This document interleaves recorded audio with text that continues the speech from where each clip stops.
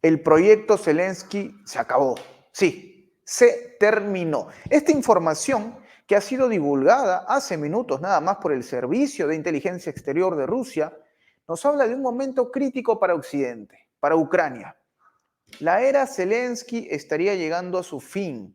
Es la información que se maneja y que, señores, ya hasta se habla del reemplazo. ¿A quién ve con buenos ojos Estados Unidos? Valery Zaluzhny, sí, el que fuese el comandante en jefe. ¿Recuerdan ustedes que hace unos 3 meses aproximadamente fue reemplazado por Alexander Sirski? Bueno, todo indica que la era Zelensky llegó a su fin. Y como ya lo habíamos dicho, cambio de fichas nada más. Como dicen esta frase conocidísima, así paga el diablo al que le sirve o algo parecido. Es una frase conocidísima. Perdónenme si por ahí se me como una o dos palabras, pero vamos o menos por ahí.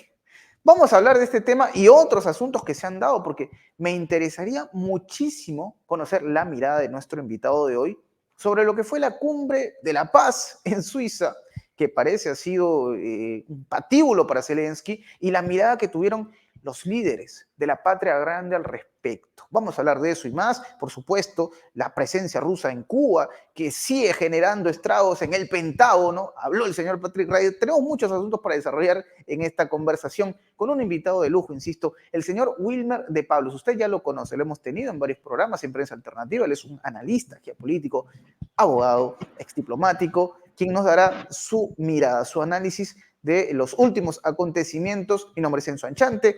Te doy la bienvenida, querido Wilmer de Pablos. Primero, saludarte una vez más, Enzo, y además agradecer la invitación de Prensa Alternativa, de todo el equipo que tras bastidores hace posible este encuentro de la comunicación política con la única intención de hacer un análisis geopolítico, porque sin visión geopolítica nuestros pueblos, los pueblos de la patria grande, los pueblos de América Latina, específicamente los pueblos del sur de la América, tan codiciados hoy por el hegemón norteamericano, requieren, por supuesto, de una visión clara, llana, transparente, potable, que les permita discernir a los fines de no ser manipulados en esta guerra híbrida de cuarta y quinta generación, que normalmente va dirigida a la mente del colectivo para colocar frente a nuestros países y nuestras economías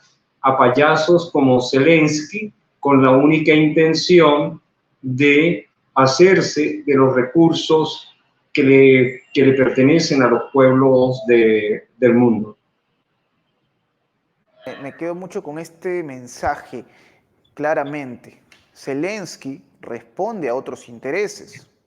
Seguramente, si Zaluzhny asume el poder, que es la información que empiezan a divulgar ya desde Rusia, y lo han mencionado medios conocidísimos que no podemos nombrar porque si no nos cae un guantazo, pero hablan ya de un reemplazo. ¿Sí? Zelensky, que se convirtió hace unas semanas en un mandatario inconstitucional, ¿no? Inconstitucional, ya había concluido su gobierno, en teoría la Rada Suprema tiene legitimidad para actuar ahora mismo. Entonces llegamos a un momento bastante llamativo, se acaba la era Zelensky, lo que fue para él en su momento una ceremonia de mucho flash, mucha foto, se convirtió aparentemente en su tumba, lo digo por la cumbre de la paz que se celebró en Suiza, de la paz, entre comillas. Pero Zelensky, entonces, Wilmer, según información que manejan en Rusia, estaría siendo apartado de la presidencia. La pregunta es, ¿esto va a hacer que esto escale? Al contrario, ¿esto va a generar el camino para la rendición? ¿Qué mirada tienes al respecto, Wilmer? Sí, bueno, tenemos que recordar, sobre todo los venezolanos, tenemos una memoria histórica reciente, ¿sí? Gracias a la llegada del comandante Hugo Chávez en Venezuela de hace 2 décadas para acá, 2 décadas y algo más, el presidente Chávez nos enseñó la importancia del estudio de 2 variables que son fundamentales, sobre todo para la visión geopolítica y para el análisis estructural de la política interna y de la política internacional, que es la variable de la geografía, los espacios geográficos, y la variable de la historia. Nuestra historia reciente nos muestra actores como Zelensky. Podemos señalarte, por ejemplo, el caso de Juan Guaidó en Venezuela, que el Imperio norteamericano aplaudió su autodesignación, su autonombramiento como presidente interino, decía él, de Venezuela. O sea, pretendieron establecer una presidencia paralela en Venezuela, y una vez que la estrategia después de 2 años se agotó, el presidente Nicolás Maduro, que es un hombre estratega, que tiene al frente de esta revolución más de una década, los dejó sofreír en su propio aceite, en su propia salsa, y cuando ya el proyecto Guaidó llegó a su nivel máximo, más o menos 2 años, lo que está sucediendo con Zelensky, más o menos 2 años, ¿qué hizo el Imperio norteamericano? Lo sacaron de Venezuela, hoy vive en Miami, y ese proyecto, por supuesto, se cayó, pero lo anteceden otros proyectos.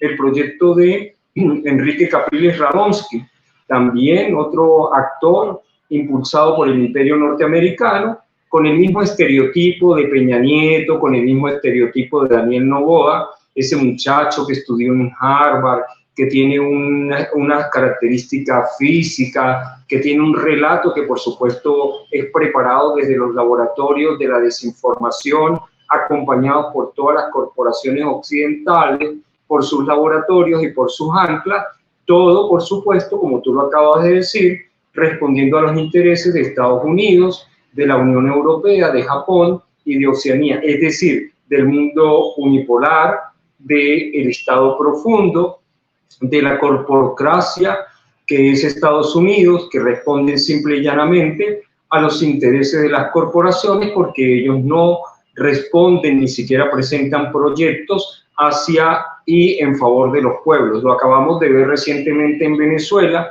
con una supuesta candidata que está inhabilitada y que recorre todo el país haciendo campaña, una cosa que no se entiende en la lógica, en el sentido común, haciendo campaña acompañada de un afiche que tiene el rostro de un sexagenario, un octogenario, que además es el candidato elegido por el imperio, pero que no puede caminar ni siquiera 2 calles solo, porque sus condiciones físicas no se lo permiten. Entonces, la hemos visto también a ella decirlo públicamente. Hoy en las redes corre un audio, un video, donde ella dice: una vez tomado el poder el 28 de julio, al día siguiente ocurrirá en Venezuela un extraordinario evento donde permitiremos la entrada de la ayuda humanitaria del gobierno de Estados Unidos. O sea, ella abiertamente dice que después del 28, en su ficción, después de ganar su candidato a las elecciones, ellos abrirán de par en par las fronteras para que entren a la invasión, y por supuesto en la ficción de ellos tomar los recursos de Venezuela. ¿Qué sucede con Zelensky? Efectivamente, pero no solamente porque lo digan hoy los servicios de inteligencia rusos, es que ya lo dicen los propios congresistas norteamericanos, dicen que Zelensky ya es una fórmula agotada. Es una fórmula agotada, y además de esto, acabamos de ver la prueba, quizás la prueba reina, decimos los abogados en derecho, cuando la prueba es irrefutable, el reciente fracaso de la cumbre de paz en Suiza, a la que tú hacías referencia. Fueron invitados 136 mandatarios. ¿Quiénes estuvieron allí? Realmente se hablaba de 90, pero fueron menos de 80. Y además de eso, tenemos que resaltar que estuvo Kamala, la segunda a bordo de Estados Unidos, quien además se retiró al día siguiente, y estuvo Olachov, que estamos hablando de Alemania, y también se retiró al día siguiente. Es decir, los dos más fuertes del norte de América y de Alemania se retiraron al día siguiente. Pero además de eso, China, que fue invitado, no asistió, porque no puede hablarse de una cumbre de paz desde la lógica, desde el sentido común, si las contrapartes, es decir, si las partes en conflicto no se encuentran presentes. Para resolver un conflicto entre A y B, tiene que estar A y B, no puede solamente estar A, porque eso no tiene ningún sentido, porque entonces, ¿qué es lo que busca la cumbre? ¿Cuáles son los acuerdos? ¿Cuáles son los puntos de consenso y de negociación? Realmente es una cumbre vergonzosa, pero es que además así lo señalan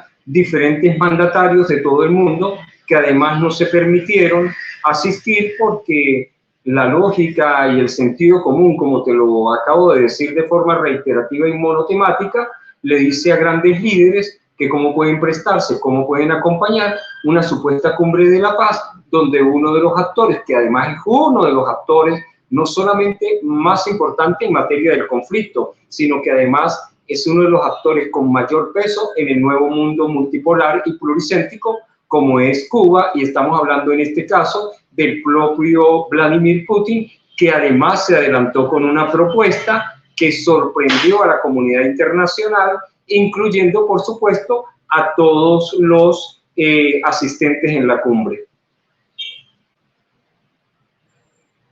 Esa propuesta de Vladimir Putin, incluso en la Duma estatal, ya lo habían anticipado, se discutía en la Rada Suprema de Ucrania. La Duma estatal, digamos, mencionó esta información, ya en la Rada Suprema lo están debatiendo, a espaldas de Zelensky, que parece que Zelensky no vio venir el tren, ¿no? Me refiero a que uno lo veía muy contento, con mucha vitalidad, entre comillas, este fin de semana que se fue, ¿no? Apareciendo en las fotos y todo eso, y aparentemente es el final. Es el final, desde luego, en el plano gubernamental. Sabrá Dios si será el final en todo el sentido de la palabra, ¿no? Sabemos qué pasará con Zelensky una vez que se acabe su gobierno de papel, ¿no? Si tiene suerte, seguirá con vida unos cuantos años más. Bueno, sabemos qué pueda pasar. Es una persona que tiene mucha información, no es cualquiera. Pero entonces esto reconfigura las cosas, Wilmer. Y yo quisiera hacer acá una mención, ¿no? Porque justo Lorenzo me pasaba información bastante fresca, porque el panorama sigue candente, sigue candente. Y aparentemente Estados Unidos quiere que siga escalando, porque se van a desviar los sistemas de misiles Patriot, que iban destinados a otros lugares, otros destinos, valga la redundancia, serán redirigidos a Ucrania. Y aparentemente Estados Unidos quiere que esto escale. Y ya aparece, empieza a rondar el fantasma electoral, con noviembre asomándose. Parece que se van con todo, hunden el pie en el acelerador, Wilmer. ¿Qué te deja esta información, ¿no? Que incluso ha sido confirmada por The New York Times?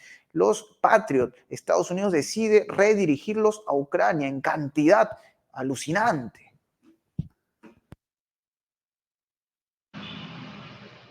Sí, es importante, Enzo, y amigos que nos oyen, usuarios que nos oyen con mucha atención, sobre todo para ir hilando fino, es decir, para ir uniendo puntos de aquí y de allá, porque todo está en perfecta sintonía, nada sucede de forma aislada. Lo primero, evidenciar que una vez que terminó el periodo presidencial en Ucrania, es decir, el periodo por el que fue elegido democráticamente Zelensky, toda actuación a partir de ese momento, toda actuación de Zelensky está viciada de inconstitucionalidad e ilegalidad. Es decir, toda actuación de él en su condición de mandatario, de primer mandatario, conforme al estricto derecho, es nula de pleno derecho. ¿Por qué? Porque está actuando fuera del marco de la Constitución y fuera del marco de las leyes. Por eso es que es importante recordar algo que acaba de suceder en esa vergonzosa cumbre de paz en Suiza, que es que Zelensky recibió 50.000 millones de dólares que la Unión Europea le otorga en razón de activos de Rusia, ¿no? De estos activos que ellos arbitrariamente roban, secuestran, como lo hemos visto en Venezuela, que nos secuestraron nuestros dineros en 20 bancos, de 40 bancos en 20 países del mundo, que nos secuestraron el oro en Inglaterra, que nos secuestraron en el día de ayer, remataron de forma oculta la industria de refinación más importante de Venezuela en Estados Unidos, que se llama Citgo,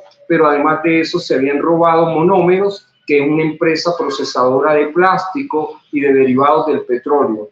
Y no solamente con esto, sino que además de eso se han repartido el dinero supuestamente para financiar. Es el modus operandi o las nuevas formas de robo abierta y descarada de estas economías. El modus operandi es: tomamos el propio dinero de los venezolanos para salvar la democracia de Venezuela, y la ponen en manos ¿de quién? De los golpistas, de los apátridas, de los antinacionales, de los que le son genuflexos, de los que le son serviles al imperio norteamericano, para hacerlos ricos, para engolosinarlos, como se dice en el argot popular, y tenerlos allí a la mano. Esto es lo mismo que acaban de hacer con Zelensky, cuando le otorgan 50.000 millones de dólares, supuestamente para ir en defensa, ¿no?, de Ucrania, pero en detrimento, por supuesto, de los activos que son de Rusia. Eso es importante resaltarlo.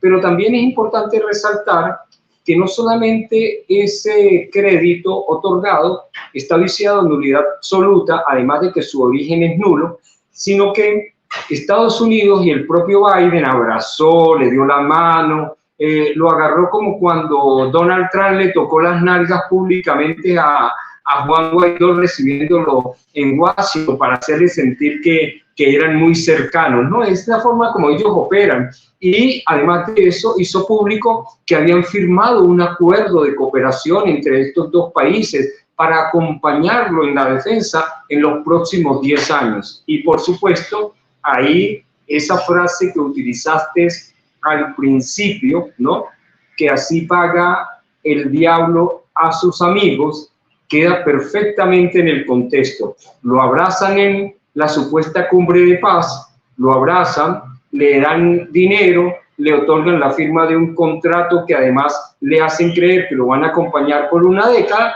pero ya lo están cocinando, y eso ya es una realidad. ¿Por qué? Porque es que además, desde todo punto de vista, estas actuaciones de Zelensky, además de, por supuesto, sus ligerezas, su prepotencia al creerse acompañado desde su arrogancia por las élites del poder mundial, lo han puesto en evidencia, ha dejado muy mal parado a todo la hegemonía norteamericana, a todo Occidente con su verbo, ¿no? Incluyendo, por supuesto, el error cometido por su propio intérprete cuando se refería a las expresiones de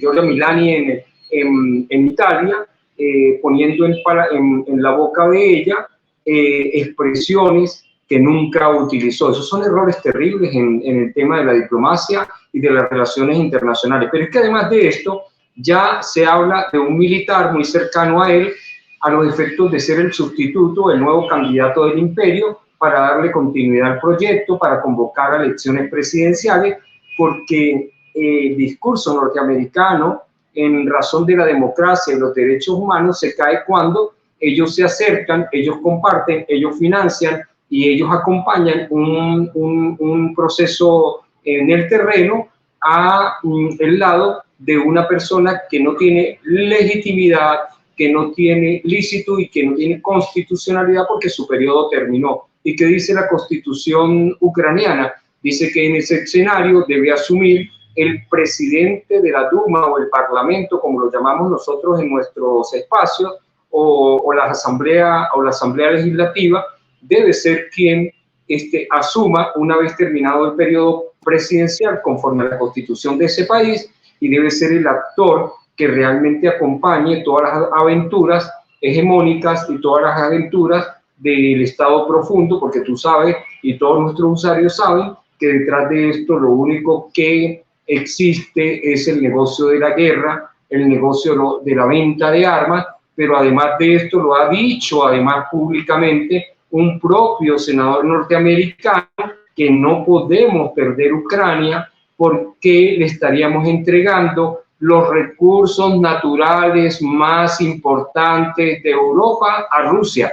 Vale decir, una confesión clara y abierta al mundo que la única y verdadera intención del conflicto no es más que posesionarte de los últimos recursos estratégicos que hay en Europa, que están exactamente en el terreno ucraniano. Entonces, es importante también visualizar en el contexto de las elecciones, venideras elecciones de Estados Unidos, donde los dos actores son Biden y Trump, que Trump ha dicho abierta y públicamente que una vez asuma, él no financiará a Estados Unidos, no financiará, y el financiamiento que retirará a la OTAN sería de forma inmediata, aunque acaban de obligar, y además así lo lograron, que el 2% del Producto Interno Bruto de todas estas economías en Europa esté dirigido, y por supuesto 23 de los 27 países así lo confirmaron, a el apoyo y la defensa de Ucrania. Es decir, que aun cuando Trump llegará al poder, ya tienen recursos, por supuesto, para seguir comprando armamento y equipando a Ucrania, en detrimento, por supuesto, de los pueblos de Europa. Más o menos ese es el contexto en cuanto a este segundo punto. Correcto, y tú hacías mención, Wilmer, de Zaluzhny, que es importante recordarlo. En su momento también Zelensky lo veía con cierta desconfianza, ¿no? Decía, este personaje es peligroso para mis intereses. De hecho, gozaba de popularidad. Ahora yo me pregunto, Wilmer, ¿estará garantizada la democracia en Ucrania cuando se hable de las elecciones? Porque yo me pregunto, considerando primero que todo la actitud de los ucranianos. Yo estoy observando con detenimiento mucha información que nos llega, y es evidente que no se sienten identificados con el gobierno de Zelensky, con la causa ucraniana, que ellos no sienten que estén defendiendo necesariamente a su patria, ¿no? Muchos que se rehúsan a combatir, que tratan de escapar por la frontera con Hungría y los matan, ¿no? Perdonando la palabra, que sea un poco cruda, pero acaban con la vida de ellos, ¿no? Sí, han habido decenas de casos reportados. La Guardia Fronteriza los termina eliminando. Uno se preguntaría, ¿habrá garantía de democracia en Ucrania ahora mismo? De hecho, María Zaharova dijo hace un par de días, ¿no? Para ella, Ucrania, lamentablemente, por su afán de querer formar parte de la OTAN, ya es una nación que acaba de morir, o morirá en su defecto. No sabemos qué pasará con Ucrania, será desmembrada, no sabemos, ¿no? Hay muchos países que ahora actúan como aliados, que seguramente tendrán muchos intereses, pero la pregunta sería, ¿habrá democracia en Ucrania cuando convoquen elecciones? Evidentemente, habría que preguntarse a qué democracia nos referimos. A la democracia en el contexto de la visión norteamericana y la de sus aliados, es decir, a esos procesos electorales que responden a que el candidato de Estados Unidos sea quien dirija los destinos de una nación. Evidentemente no estamos hablando de un proceso democrático. Existe en la Constitución ucraniana y en las leyes ucranianas que el proceso y las acciones que se deben tomar en virtud de una situación como la que se le presenta, ¿no? En el contexto estructural de la Unión Europea, tenemos que recordar que no existe democracia en ninguno de estos países cuando tú has entregado la soberanía a Estados Unidos, cuando has entregado la soberanía, me refiero en el ámbito militar, a Estados Unidos, cuando toda tu economía ha sido desmantelada, sobre todo el ejemplo más visible, evidente, el de Alemania, que destruyeron toda su industria, negándole la posibilidad de recibir materias primas de Rusia que le beneficiaban los costos de producción, y toda esta industria fue trasladada a Estados Unidos, con el único propósito de reimpulsar la industria en ese país. Es decir, que no solamente perdieron la soberanía en lo que tiene que ver con la seguridad y defensa de la nación, de todos esos países, sino también la soberanía en materia económica. Pero además de eso, no hay soberanía en cuanto a recursos naturales, y el comercio de toda la Unión Europea hoy depende de China. Esto es un elemento muy importante, Enzo, al que tenemos que hacer referencia aquí, y es que después de la reunión del G7 y después de la reunión del BRICS, que fueron realmente muy interesantes, porque desde el punto de vista geopolítico nos permite contrastar lo que ya hicimos, contrastamos lo que significaron cada uno de esos encuentros, contrastamos sus variables. Además, acaba de darse un pronunciamiento de la Cancillería china, recordándole al G7 que pretende orientar hasta nuestros procesos electorales en Venezuela. Por ejemplo, recientemente la Unión Europea y el G7 se pronunciaron en nuestras elecciones, en relación con nuestras elecciones del 28 de julio, como si ellos tuvieran algún tipo de injerencia o cualidad para pronunciarse sobre asuntos internos en nuestro país. Y fíjate tú que la propia Cancillería china les recordó que el G7, que se supone es la estructura más relevante del mundo unipolar o de este mundo hegemónico norteamericano y sus aliados, no representa sino el 10% de la población, y que mal podrían ellos pretender hablar en nombre de la humanidad. Esto es muy interesante. Pero ¿qué es muy interesante y que no podemos pasar por alto?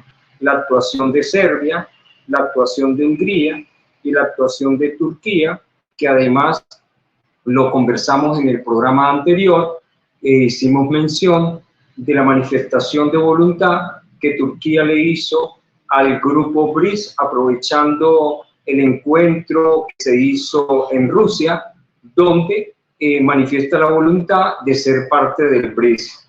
Y la pregunta aquí interesante es, ¿será que Hungría, Serbia y Turquía pasarán en los próximos días a formar parte del nuevo mundo multipolar y pluricéntrico, dando con esto un ejemplo al resto de las economías europeas en virtud de lo que hoy sucede allí en razón del conflicto de Rusia con la OTAN y Estados Unidos? Porque no olvidemos que Ucrania fue la excusa, pero realmente este es un conflicto entre Rusia y Estados Unidos, que utiliza a su brazo armado la OTAN, y por supuesto todo en detrimento de los pueblos de los 27 países que acompañan la Unión Europea. Este es una interrogante muy interesante en virtud de lo que se está planteando en este momento. Si nosotros miramos a Rusia en el contexto de la lectura que tenemos que hacer hacia Occidente, por supuesto tenemos que valorar a Estados Unidos, a la Unión Europea, a Japón y por supuesto a Oceanía, pero no podemos olvidarnos de su brazo armado, la OTAN, y por eso es que nosotros vemos a Stoltenberg haciendo ahorita una cantidad de pronunciamientos en el que asusa abiertamente al conflicto militar, el conflicto nuclear con Rusia. ¿Por qué? Porque realmente la fiera se encuentra herida, y ese es el escenario que ellos visualizan, en virtud de que esa operación militar con Rusia hace rato que la perdieron. Rusia simplemente está utilizando una estrategia de guerra que se llama la estrategia del desgaste, a los fines de desmilitarizar y desnazificar esa región, pero cuando nosotros analizamos en el terreno, vemos que Rusia sigue avanzando, paso lento, de elefante enfermo, pero seguro, decía un general amigo. Es decir, ellos siguen avanzando independientemente de esa retórica, de ese relato que todos los días de forma muy clara y sobre todo muy contundente, María Zaharova contesta en nombre del gobierno ruso. Y yo pienso que otro análisis en el contexto muy importante de eso y que tiene una lectura de muy alto peso es la reciente visita del presidente Vladimir Putin a Corea del Norte y la visita a Vietnam. Yo pienso que esto nos ilustra en razón del panorama, porque todo está vinculado, por supuesto, todo está vinculado se dice, a la relación que se tiene con a la relación que se tiene con Europa y que no es aislada. Wilmer, de esta visita de Vladimir Putin, y yo no puedo dejar de recordar, porque pasó hace unas 3-4 horas, ¿no? Cuando lo leí me quedé asombrado, la posición que tomó el Pentágono, ¿no? El señor Patrick Ryder, que actúa como un portavoz, que sale a declarar, que a veces vive unos papelones espectaculares cuando va a conferencia de prensa. El señor Pat Ryder, le dicen ellos, ¿no? Le reducen el nombre. Habló y dijo que, bueno, esta reunión entre Vladimir Putin y Kim Jong-un es una amenaza que no es saludable que estos dos líderes se junten, estos dos autoritarios, los llamó el señor Ryder, a Vladimir Putin y Kim Jong-un, y uno se pregunta, ¿cuál es el temor que tiene Washington al respecto, ¿no? Porque claramente Rusia ha ido contestando en un tono bastante similar, diciéndole, bueno, lo que ustedes están haciendo, nosotros también lo podemos hacer, ¿no? No olvidemos hace poco la visita de 3 buques y un submarino de propulsión nuclear a Cuba, que generó tremendo pánico en Washington. El Pentágono también había dicho, sí, hemos estado vigilando esos 3 buques y ese submarino, lo estamos vigilando. Les preguntaron a Pat Ryder, ¿y dónde se fueron? Bueno, no sabemos, ¿no? Lo estamos vigilando, pero lo perdimos de vista, finalmente. La posición que toma el Pentágono, Estados Unidos, para ser más sinceros, Wilmer, ¿qué te deja sobre estas declaraciones recientes, ¿no? Hablando de los autoritarios que se juntaron, un eje del mal prácticamente han dado a entender.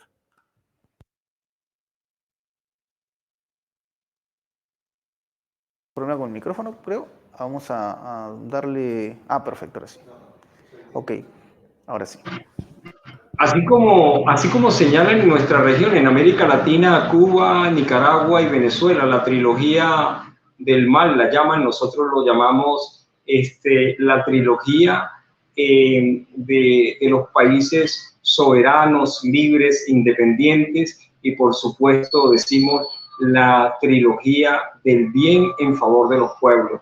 Pero acabamos de ver una nueva trilogía, acabamos de ver el encuentro del presidente Vladimir Putin con el presidente Kim Jong-un de Corea del Norte y el presidente Top Lam de Vietnam.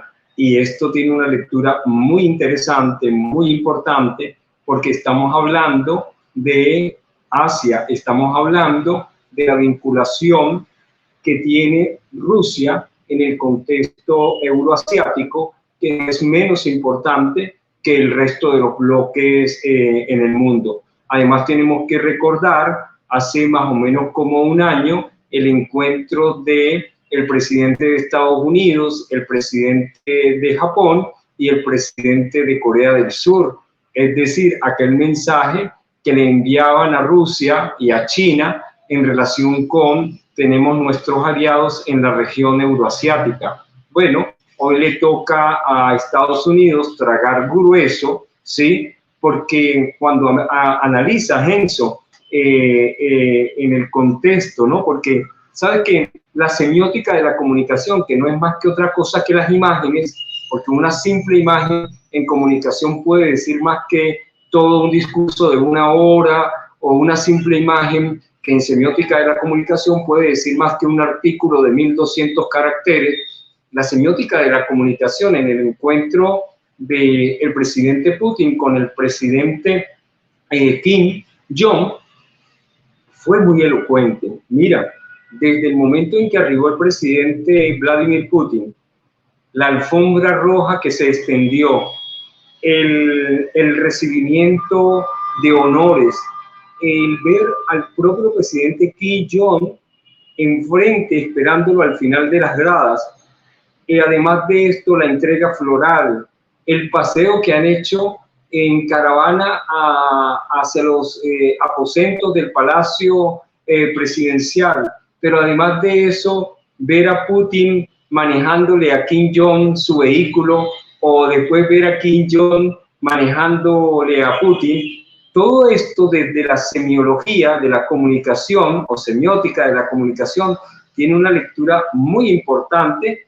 cuando tú contrastas con la última visita del secretario de Estado norteamericano, ¿sí?, Antony Blinken, a la República Popular China, donde al bajar de su avión lo esperaba un funcionario de rango mediano. Estamos hablando del canciller de los Estados Unidos de Norteamérica, pero además no había alfombra, no había comitiva, no lo recibieron con honores. Entonces, hacer el contraste de estos dos encuentros es muy importante, pero además, si con esa misma lógica analizas desde el punto de vista de la semiótica de la comunicación, el recibimiento que le ha hecho el presidente Tu Lam en Vietnam, además recordemos que Vietnam le ganó una guerra de más de 20 años a Estados Unidos en 1975. ¿Y quién puede olvidar aquella vietnamita con un arma en la mano, llevaba caminando hacia adelante a un hombre norteamericano de 2 metros que pesaba, creo yo, y medía 3 veces lo que esta vietnamita decía? Cada vez que recordamos la guerra de Vietnam, se nos viene de inmediato esa imagen de triunfo de un pueblo que se negó a resistir frente a la crueldad del gobierno norteamericano. Y cuando tú comparas la reciente visita del presidente Putin a Vietnam con todos los honores, la alfombra roja, el momento de recibimiento de honor, además el presidente y el primer factor importante dentro del Partido Comunista, pero además de eso, ese abrazo de hermanos, aun cuando Vietnam tiene muy buenas relaciones con Estados Unidos en lo económico, la relación de cooperación con Rusia es una relación de defensa, es una relación militar. Creo que es importantísimo de esto, que cuando la contrastas igualmente con el recibimiento del canciller alemán Olaf Scholz, que fue recibido sin alfombra, que no estuvo esperándolo un mandatario de alto nivel, que no hubo honores de ningún tipo. Entonces reafirmamos desde la lógica, el sentido común, el análisis semiótico, que definitivamente Estados Unidos y sus aliados perdieron todo respeto en el ámbito internacional por su posición de doble rasero, de doble estándar, porque hoy, como recibieron a Zelensky, lo abrazan, le montan toda una cumbre que fue todo un fracaso, pero además le hacen creer que lo van a acompañar en los próximos 10 años, lo que para él, por supuesto, es algo así como la extensión de una beca, y resulta que hoy el mundo entero sabe que ya lo están cocinando para despedirlo, pero lo más importante del análisis hecho en razón de los dos encuentros de Rusia con Corea del Norte y con Vietnam es que se han firmado instrumentos de cooperación muy importantes. En el caso de Corea, se firmó un tratado de asociación estratégico integral. Y cuando decimos tratado, estamos hablando de la obligación que adquieren las partes, porque un tratado obliga, pero es que además es de asociación, es decir, de la actuación de ambos en el ámbito de la defensa, en el ámbito económico, en el ámbito financiero, en el ámbito educativo, en el ámbito cultural, y además cuando dice estratégico, entendiendo la realidad del contexto de la multipolaridad y lo que hoy sucede entre Rusia, Europa, entre Rusia y Estados Unidos, ellos se están comprometiendo a acompañar, por supuesto, a Rusia frente a cualquier ataque que venga desde Estados Unidos y sus aliados. Y cuando dice, además, que es integral, es porque va muchísimo más allá del tema de seguridad y defensa de estos países. En el caso de Vietnam, no es menos cierto que es, por supuesto,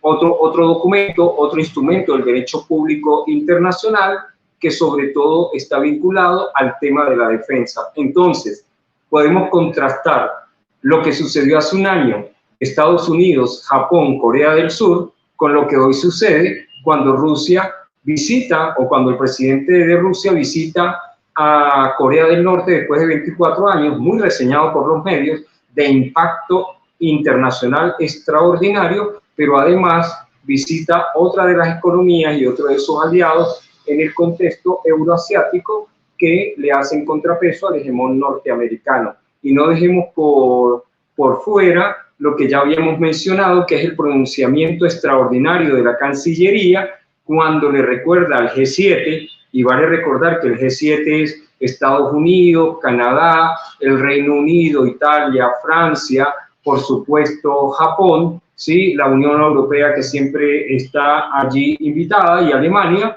que son los 7 supuestos países desarrollados e industrializados, que ya los hemos analizado, que tienen todos sus indicadores económicos y sociales en declive, es decir, en decadencia, porque para nadie es un secreto que Estados Unidos, que la Unión Europea, que Japón y que sus aliados occidentales se encuentran en una fase muy crítica desde el punto de vista económico y desde el punto de vista financiero.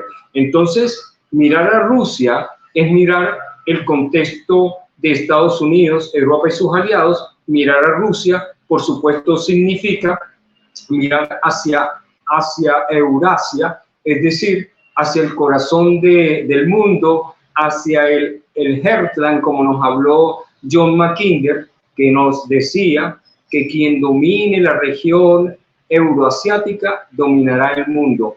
A los anglosajones, es decir, el mundo unipolar, entendió que ya no tienen más nada que hacer en Europa. Europa la destruyeron, la desmantelaron, solo le quedan los recursos de Ucrania, que no tienen nada que hacer en Eurasia, porque Eurasia está allí, las economías muy importantes del BRICS, está la primera potencia nuclear, que es Rusia, está la primera potencia económica, que es China, está la potencia emergente, que es la India, pero además de eso están todos estos países pequeños que son sumados, son unos grandes aliados en el contexto. Pero si miramos hacia el Medio Oriente, nos conseguimos con Irán, nos conseguimos con Arabia Saudita, nos conseguimos con los Emiratos Árabes, y no podemos olvidar en el contexto que Arabia Saudita acaba de darle la puñalada en el corazón al dólar cuando no renovó el contrato de más de 50 años que le daba la exclusividad de las operaciones con el petróleo. Entonces, en el contexto de Europa, en el contexto de Eurasia, en el contexto de Medio Oriente, es poco lo que les queda por hacer, más allá de generar los conflictos que ellos asusan desde Ucrania, desde Taiwán contra Asia, desde Filipinas ahora contra Asia. ¿Y qué costo tendría para Filipinas acompañar un proceso contra China, ¿no? Pero además de eso, sabemos que el acompañamiento a Netanyahu desde Israel con Palestina, por supuesto, busca desestabilizar a toda la región del Medio Oriente, y lo que han hecho es, desde el punto de vista estratégico y geopolítico, es acercar a todas estas economías que hoy están constituyendo un frente en el Medio Oriente para no permitir que Estados Unidos se salga con su ficción de desestabilizar la región. Y además de esto, no podemos nunca dejar por fuera del análisis a África, donde vemos que estos pueblos definitivamente hay que aplaudirlos de pie, se levantaron y están sacando a los franceses y están sacando a los estadounidenses, pero aquí hay una nota muy relevante, y es que por un lado están saliendo los Estados Unidos y sus bases militares, y por el otro lado firmaron convenios tratados y acuerdos de cooperación en materia militar y de defensa de sus países. Igualmente hemos visto la actuación de Rusia en el marco del acercamiento con Irán y con Arabia Saudita y los Emiratos Árabes, porque el BRICS se posiciona en todas estas economías. Es decir, Enzo, que cuando nosotros miramos a Rusia, no podemos mirarla fuera del contexto Estados Unidos-Europa, no podemos mirar a Rusia fuera del contexto euroasiático, no podemos mirar a Rusia fuera del contexto del Medio Oriente y mucho menos mirar a Rusia fuera del contexto de África. ¿Por qué? Porque efectivamente hay un desplazamiento, ¿sí?, de parte de Rusia y de parte de China hacia la hegemonía norteamericana, y eso va muchísimo más allá del tema del dólar, que ya hoy, después de ser la moneda de mayor reserva de las economías del mundo, que estaba por alrededor de los 70 y algo %, ya han disminuido el 55% y siguen disminuyendo en razón de todo lo que está ocurriendo contra el dólar, que también lo hemos conversado en estos espacios, que es muy importante cuando hablamos de Rusia no dejar de mirar a América Latina. Y es importante, sobre todo en este contexto, recordar el reciente error diplomático y estratégico tanto de Boris, que dirige la neocolonia anglosajona en Chile, y dejar de ver el error garrafal diplomático y de relaciones internacionales cometido por Javier Milei en el marco de la cumbre de paz, donde ellos, en un nivel de climas, para no utilizar un término muy sexual, abrazaban a Zelensky con aquel fervor, con aquel orgullo, con aquel entusiasmo, pero es que además Javier Milei cometió el error terrible de comprometerse frente al G7, frente a los acompañantes de esa vergonzosa y fracasada cumbre, de enviar aviones a Ucrania y además de esto, acompañar con financiamiento. El Kremlin y por supuesto su portavoz María Zaharova y el propio presidente Vladimir Putin, sin titubear, con determinación, le hicieron ver el error garrafal que cometían al meterse abiertamente en una guerra que no les pertenece, ¿no? Y que además expone al sur de la América porque, por supuesto, Rusia tiene intereses muy importantes en Centroamérica, en el Caribe, en Sudamérica. Y además de esto, es vergonzoso ver cómo, por un lado, el otro títere imperialista payaso, ¿no?, de la región, como Gabriel Boris, abraza, y esa foto quedará para la historia, a un dictador como Zelensky, a un hombre que no permite ni siquiera, hoy está casualmente ordenando que no se cree un nuevo partido, ¿no? Pero para ellos esos son los demócratas, ¿no? O la visión democrática a la que hacíamos referencia al inicio de la conversación, Enzo, lo que para ellos son demócratas y democracias, ¿no? Es los que, por supuesto, son sus serviles, sus perros falderos, sus genuflexos que se arrodillan ante los intereses norteamericanos y sobre todo hacia los intereses del Estado profundo, de la corporocracia que es Estados Unidos. Es importante señalar que Argentina y Chile se acaban de retratar una vez más contra ese mundo y esas economías y ese hegemón que nosotros no queremos, que nosotros no acompañamos, porque tenemos claro que la patria grande debe estar dirigida en todos sus sentidos a trabajar en procura de los intereses de nuestro pueblo: salud, educación, vivienda, recreación, pensiones, y no procurar la venta o mejor dicho, créditos del gobierno, como lo está haciendo Javier Milei nuevamente, pidiendo otro crédito al Fondo Monetario Internacional, el país más endeudado del mundo, para hacer compras de arsenal militar, por supuesto, para enviar a Ucrania. Es vergonzoso realmente que un hombre como Milei, un hombre como Boris, una dictadora como Dina Boluarte, un dictador como Daniel Noboa, y estas economías del sur estén arrodilladas, manipuladas y puestas además por el imperio norteamericano, todo a espalda de nuestros pueblos. Por eso es que nosotros debemos seguir haciendo el esfuerzo por hacerle llegar una visión geopolítica, porque sin visión geopolítica no hay defensa posible para los proyectos de la patria grande, para el proyecto de la patria grande y para nuestra patria.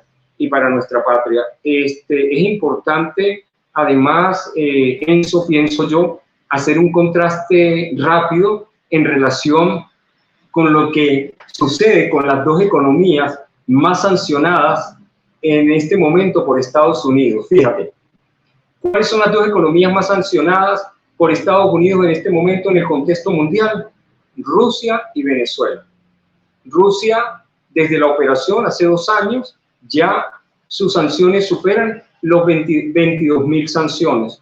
Venezuela, desde hace 10 años, cuando la partida física del comandante Hugo Chávez, Barack Obama, después del 2013, en el 2015 dicta un decreto infame donde dice que Venezuela es una amenaza inusual y extraordinaria para los intereses de Estados Unidos. Al día de hoy son más de 913 sanciones, ¿no? Pero además de eso, si tú analizas el relato, Putin y Nicolás, los dos son unos dictadores. Los dos son unos dictadores, ¿no? O sea, no Dina Boluarte, no Zelensky, Nicolás Maduro y Vladimir Putin, que ganan procesos electorales que además están acompañados por veedores, observadores, acompañantes internacionales, que nunca han sido anulados o descalificados ante los tribunales supremos de cada uno de los países.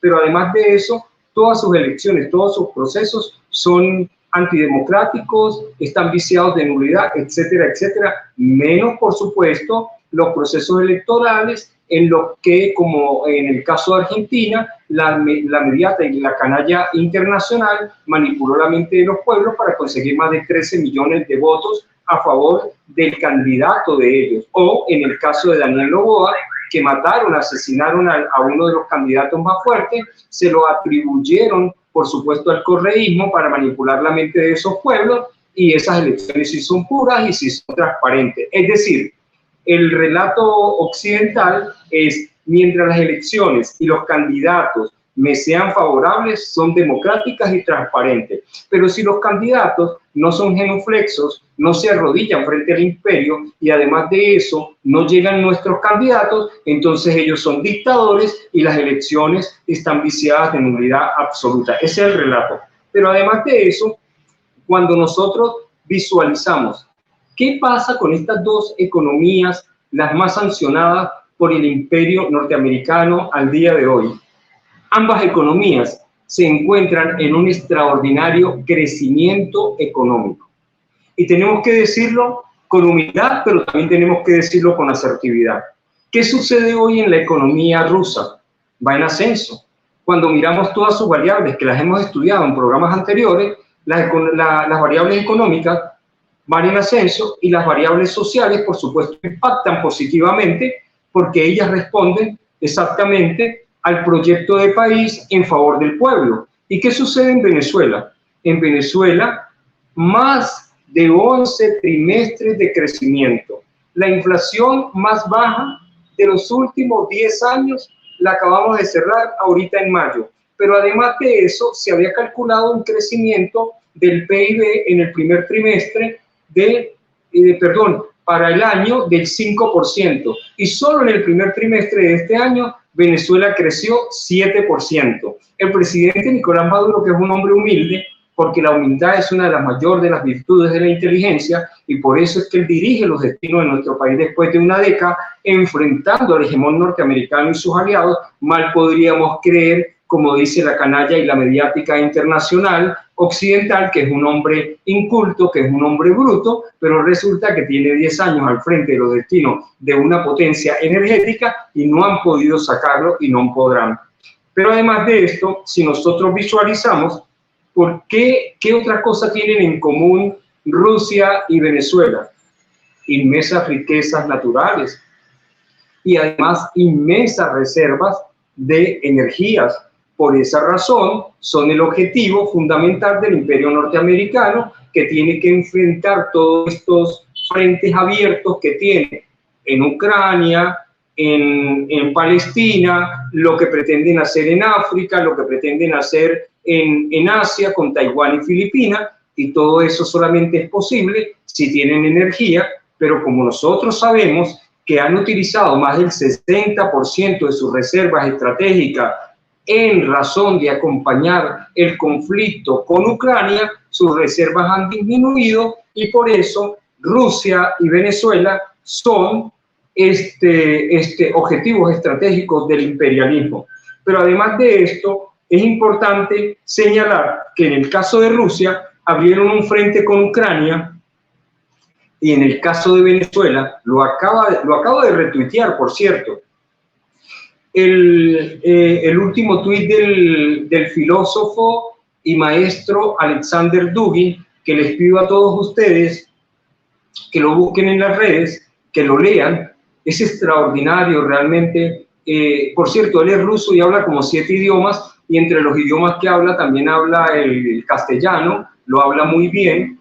Yo acompaño un proyecto del maestro y filósofo Alexander Dugin en la región, vinculado al tema académico en los análisis geopolíticos que hacemos en Latinoamérica. En este momento hemos dado 52 clases magistrales, se encuentran en las redes, y este filósofo ruso, que es además el asesor de geopolítica de Vladimir Putin, acaba de decir que el quinto frente visualizado por el imperio norteamericano, el nuevo frente, no es otro más que la Guayana Esequiba, sus recursos frente a las costas de Venezuela. Hermano, estamos hablando del sur de la América, estamos hablando de América Latina en el contexto de un nuevo conflicto que se pretende cocinar, que se pretende lanzar desde la hegemonía imperialista norteamericana y sus aliados. Y por eso es que el Comando Sur, en cabeza de la generala Laura Richardson, ella está estableciendo 24 centros de operaciones en la República Cooperativa de Guyana, de los cuales 13 son centros para la CIA de inteligencia y 16 son núcleos de nuevas bases militares. Pretenden acabar con la paz de la región en Latinoamérica, pretenden apoderarse de los recursos y además pretenden el mecanismo que hace tiempo trataron de utilizar con toda la base militar que constituye Colombia, porque recuerden que Colombia es una base militar a favor de el Comando Sur, y que además allí existen bases militares de la OTAN. Pretenden una presión entre ambas regiones, con el acompañamiento de otros países satélites en la región para presionar a Venezuela.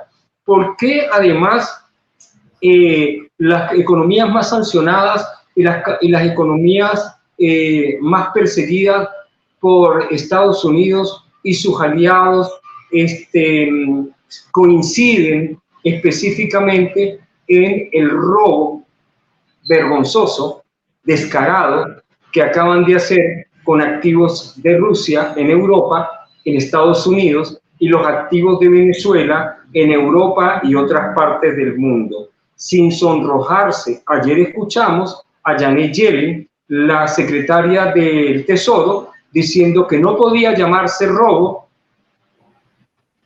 a la toma de estos activos, cuando esos activos iban en beneficio de la defensa de Ucrania y la reconstrucción de ese país. Mayor descaro imposible. Pero bueno, yo te los pinto de esta forma clara y sencilla porque pienso que el esfuerzo que tenemos que hacer es casualmente con la intención de que ustedes tengan el conocimiento, se apropien de ese conocimiento, de ese vocabulario sencillo que les permita tener discusiones, disertaciones y lo más importante, Enzo, que esta plataforma llamada Prensa Alternativa, o el J como la conocemos en Venezuela, pueda en este momento histórico hacer el aporte que corresponde, ¿sí?, en el contexto de un nuevo orden multipolar, pluricéntrico, porque estamos viendo la caída del último imperio en decadencia, que es Estados Unidos y sus aliados. Basta ver con mucho cuidado lo que está sucediendo con el dólar, basta ver con mucho cuidado lo que está sucediendo con el SWIFT, basta ver con mucho cuidado el desprestigio, ¿no?, de estas dos últimas reuniones, la del G7, vergonzosa además la reunión del G7, pero no menos vergonzosa la cumbre de la paz, donde nos invita al actor fundamental, ¿no?, celebrada en Suiza, que además es una fotografía real del desprestigio de este mundo unipolar que ha pretendido y pretende seguir sometiendo las economías y los pueblos del mundo. El mundo multipolar y pluricéntrico hoy supera el 60% de la población mundial. Imagínense lo que va a suceder en octubre cuando Venezuela, un gran aliado desde el punto de vista de las energías, por sus reservas importantes de petróleo y de oro, entre otras, y el resto de los 59 países que anunció ya el propio portavoz del presidente Vladimir Putin, formen parte del nuevo BRICS, en el contexto del BRICS, de la Organización de Cooperación de Shanghái y de la ASEAN. Estamos hablando del nacimiento y la consolidación del nuevo orden mundial, del nuevo mundo multipolar y pluricéntrico, del que todas nuestras economías en Latinoamérica deben ser parte. Es importantísimo hacerle seguimiento a lo que está sucediendo en este momento en México, muy, muy importante, porque México se crece frente a Estados Unidos y Canadá, y Latinoamérica, en el contexto nuestro, nace en México y termina en la Patagonia. Y por cierto, el tema de la Patagonia no podemos descuidarlo, es un tema muy importante, sobre todo cuando vemos que las maniobras militares y estratégicas más relevantes se están haciendo en la Patagonia, cuando sabemos que los sionistas judíos ingleses pretenden apropiarse de la Patagonia, tienen un proyecto de secesión en la Patagonia, porque tienen claro que el litio está allí, tienen claro que hacia la Antártida hay grandes reservas de petróleo y de otros minerales. O sea que es mucho lo que tenemos que seguir estudiando y trabajando en el contexto de mantenernos informados para tener una visión bien clara de lo que sucede en el contexto mundial.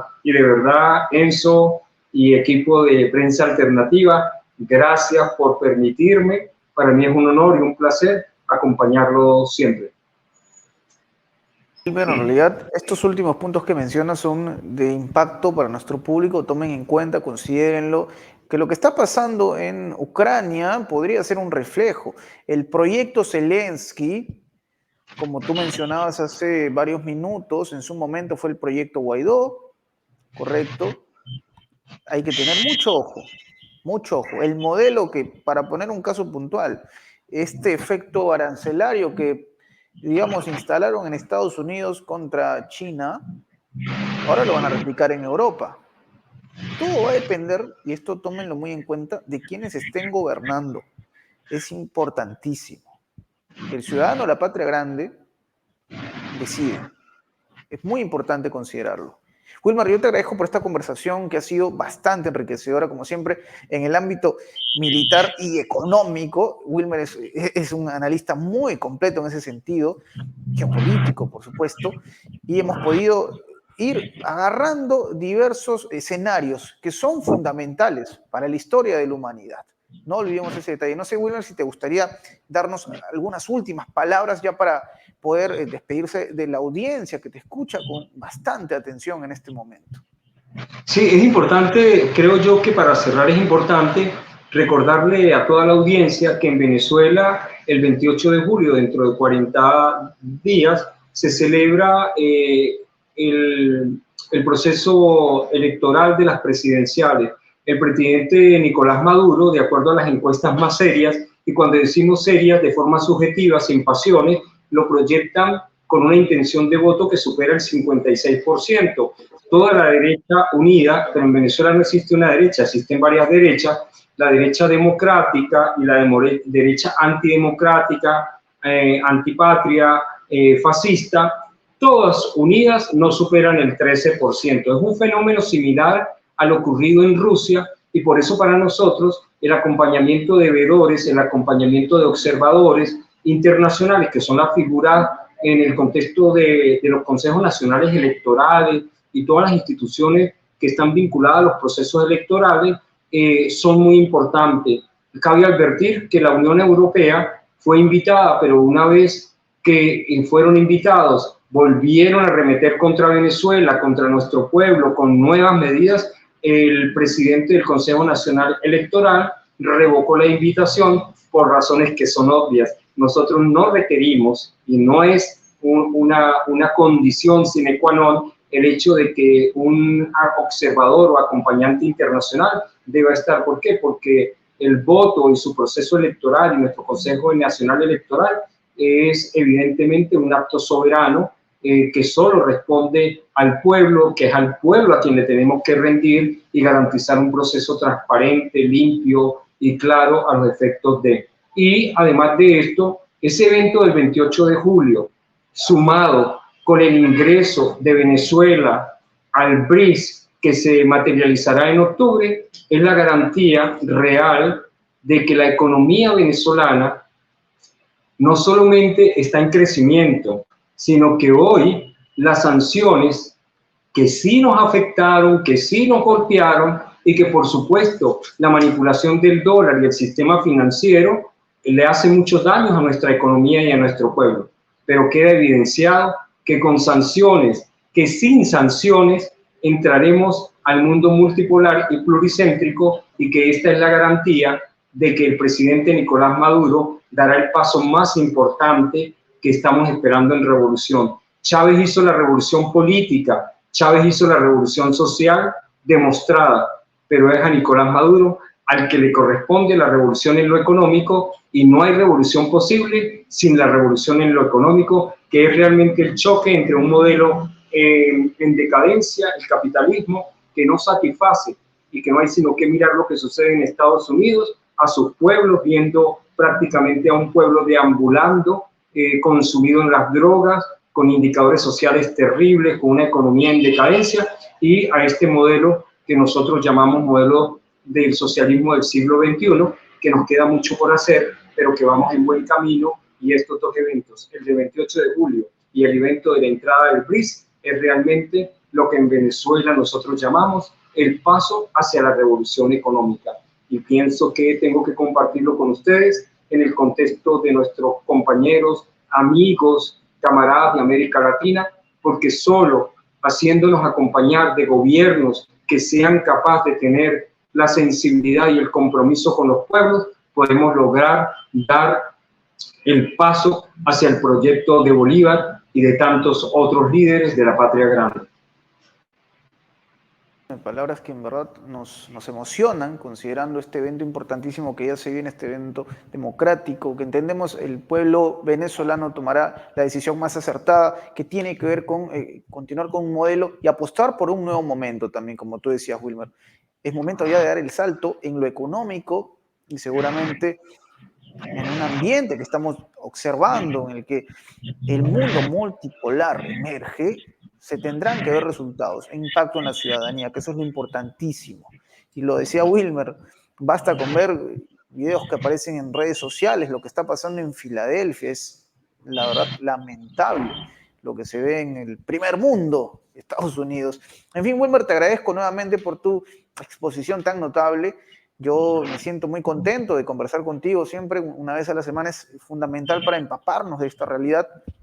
Nuevamente al público les digo, les pido que si es primera vez que ven este programa, este espacio, se suscriban, que es totalmente gratis. Suscríbanse, denle me gusta al video, comenten, compartan, que eso ayudaría a que sigamos llegando a mucha mayor audiencia. Gracias, Wilmer, gracias a todo nuestro público. Mi nombre es Enzo Anchante. Nos vamos a reencontrar seguramente muy pronto, en una ocasión extraordinaria como la de hoy. Hasta pronto.